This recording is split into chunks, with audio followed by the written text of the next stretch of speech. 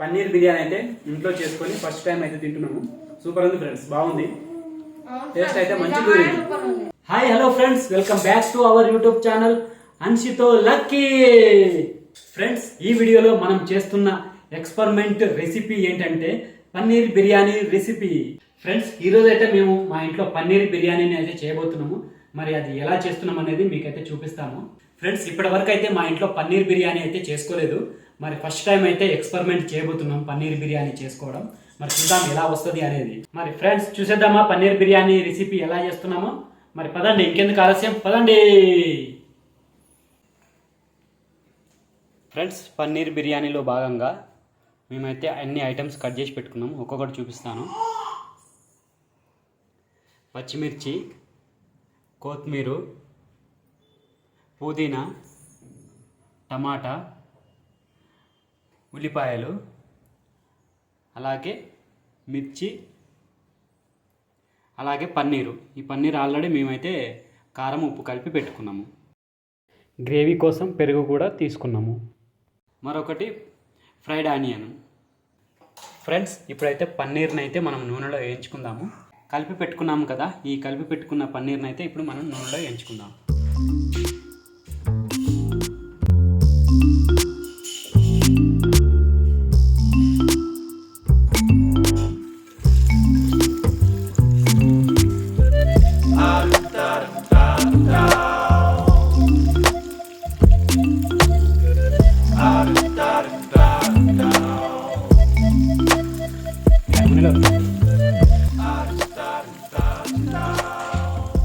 ఇలా నూనెలో మనకు కొంచెం దూరగా వేయించుకొని ఆరెంజ్ కలర్ వచ్చేంత వరకు వేయించుకోవాలి.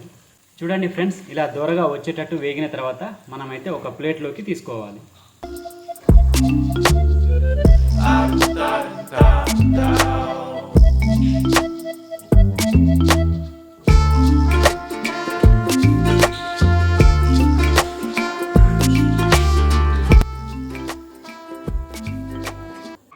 చూసిరా ఫ్రెండ్స్, ఎంత బాగా వచ్చినాయో పన్నీరు వేయించిన తర్వాత.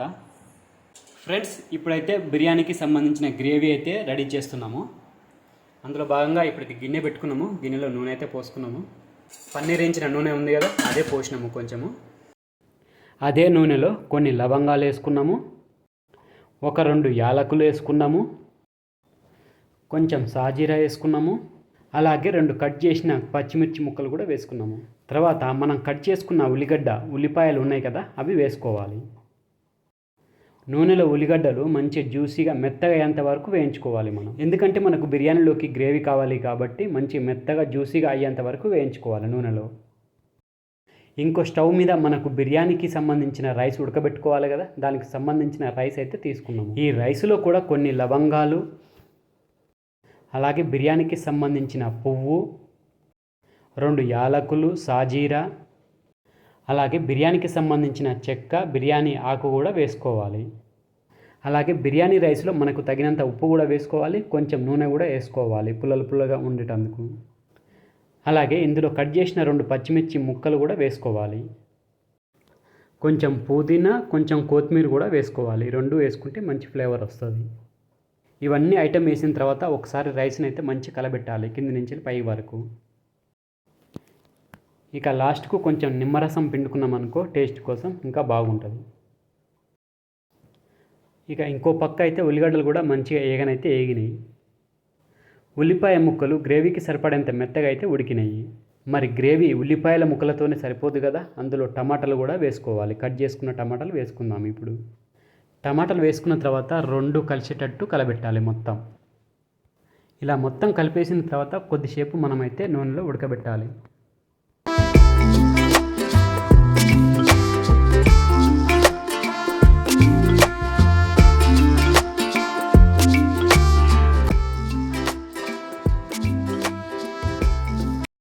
ఇలా మంచిగా ఉడికిన తర్వాత కొంచెం మనం అల్లం వెల్లిగడ్డ వేసుకోవాలి.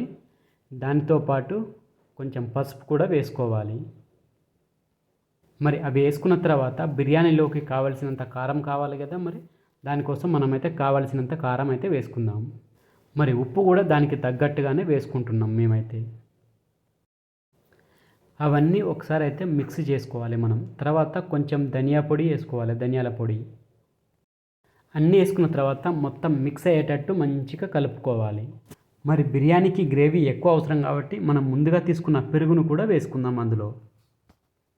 తర్వాత మొత్తం మిక్స్ అయ్యేటట్టు మిక్స్ చేసేసుకోవాలి గిన్నెలో. చూడండి, ఇంకొక పక్క అన్నం కూడా అయిపోయింది. దాన్ని కూడా మనం గంజి అంచుకొని పక్కకు పెట్టేసుకుంటే అయిపోతుంది. మరి ఇప్పుడు గంజి అయితే ఉంచుకొని పక్కకు పెట్టేసుకుందాం. మరి బిర్యానీ గ్రేవీలో ఇంకొన్ని ఐటమ్స్ యాడ్ చేసుకోవాలి. అందులో బిర్యానీ మసాలా అయితే యాడ్ చేస్తున్నాం ఫస్ట్. ఆ తర్వాత కస్తూరి మేతి ఆకు కూడా వేసుకోవాలి. మంచి ఫ్లేవర్ ఉంటుంది, మంచి టేస్ట్ కూడా వస్తుంది బిర్యానీకి. మరి ఇదే గ్రేవీలో కొత్తిమీర కూడా యాడ్ చేసుకుందాము. ఇక లాస్ట్కి ఫ్రైడ్ ఆనియన్ కూడా యాడ్ చేసేసుకున్నాము. ఇవన్నీ వేసిన తర్వాత మంచిగా అయితే కలబెట్టుకోవాలి. కలబెట్టుకొని కొద్దిసేపు అయితే ఉడకనివ్వాలి. అలా కొద్దిసేపు ఉడికిన తర్వాత అందులో మనము వేయించుకున్న పన్నీర్ ఉన్నాయి కదా, ఆ పన్నీర్ అయితే యాడ్ చేసేసుకోవాలి. మరి ఆ పన్నీర్ ముక్కలకు గ్రేవీ పట్టుకోవాలి కాబట్టి కొద్దిసేపు గ్రేవీలో వేసి కలబెట్టుకొని మంచిగా ఉడకబెట్టుకుంటే మంచిగా పట్టేసుకుంటుంది గ్రేవీ అయితే. ఒక 5 మినిట్ ఉడికించిన తర్వాత మనం అలాగ సపరేట్గా ఒక గిన్నెలోకి అయితే తీసుకోవాలి. చూడండి, వీడియోలో చూపించిన విధంగా పన్నీర్ ముక్కలు అయితే అన్నీ అలాగే చేసేసుకోవాలి మనం. మరి పన్నీర్ ముక్కలు తీసిన తర్వాత లోపల గ్రేవీనే ఉంటుంది కదా, మరి ఆ గ్రేవీలో అయితే మనం బిర్యానీకి రెడీ చేసుకున్న రైస్ వేసుకోవాలి. హాఫ్ రైస్ అయితే ఇలా బిర్యానీ గ్రేవీలో సగం ఉడకబెట్టిన రైస్ ఉంది కదా, ఆ రైస్ని అయితే హాఫ్ వరకు వేసేసుకోవాలి. మరి ఈ హాఫ్ రైస్ తీసుకున్న తర్వాత దీనిపైన మనం పక్కకు తీసుకున్న పన్నీర్ గ్రేవీ ముక్కలు ఉన్నాయి కదా, అవి ఇందులో వేసేసుకోవాలి పైన. ఇక ఇక్కడి నుంచి వెళ్ళి మిగతా స్టెప్ బై స్టెప్ వీడియోలో చూసేయండి.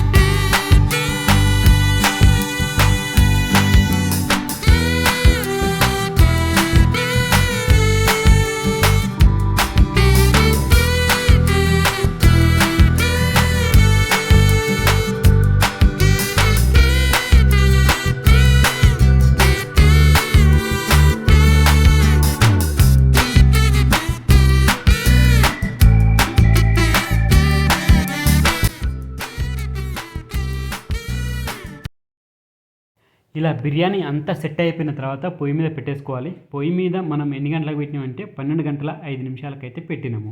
అలా మీడియం ఫ్లేమ్లోనే మనము ఒక 20 నిమిషాల పాటు అయితే పెట్టుకోవాలి. చూడండి 12-25 నిమిషాలు అయింది. ఇప్పుడు 12-5 నిమిషాల నుంచి 12-25 నిమిషాల వరకు అయింది. అంటే మధ్యలో 20 నిమిషాలు. ఈ 20 నిమిషాల తర్వాత వచ్చి చూస్తే కింద మాడిపోయిందా లేదా, మంచిగా ఉందా, మంచిగా అయిందా లేదా అని చూస్తే చూడండి ఎట్లా మంచిగా అయింది. కింద ఏం మాడిపోలేదు, మంచిగా అయింది. కాబట్టి మనకు పన్నీర్ బిర్యానీ కానీ, వెజ్ బిర్యానీ కానీ, ఎగ్ బిర్యానీ కానీ ఒక 20 మినిట్స్ ఉడకబెట్టుకుంటే సరిపోతుంది బిర్యానీ పొయ్యి మీద. మరి ఇక బిర్యానీని సర్వ్ చేసుకుందామా? సర్వ్ చేసుకొని మీకైతే తిని టేస్ట్ ఎలా ఉందనేది చెప్తాం. ఇక ఒకవేళ ఈ వీడియో మీకు నచ్చినట్లయితే మన ఛానల్ని తప్పకుండా సబ్స్క్రైబ్ చేసుకోండి. ఈ వీడియోకి లైక్ కూడా కొట్టండి. మరి చూసిరు కదా ఫ్రెండ్స్, మళ్ళీ ఒక మంచి వీడియోతో మీ ముందుకు అయితే వస్తాను నెక్స్ట్ టైం. పన్నీర్ బిర్యానీ అయితే ఇంట్లో చేసుకొని ఫస్ట్ టైం అయితే తింటున్నాము. సూపర్ ఉంది ఫ్రెండ్స్, బాగుంది. టేస్ట్ అయితే మంచిగా కుదిరింది.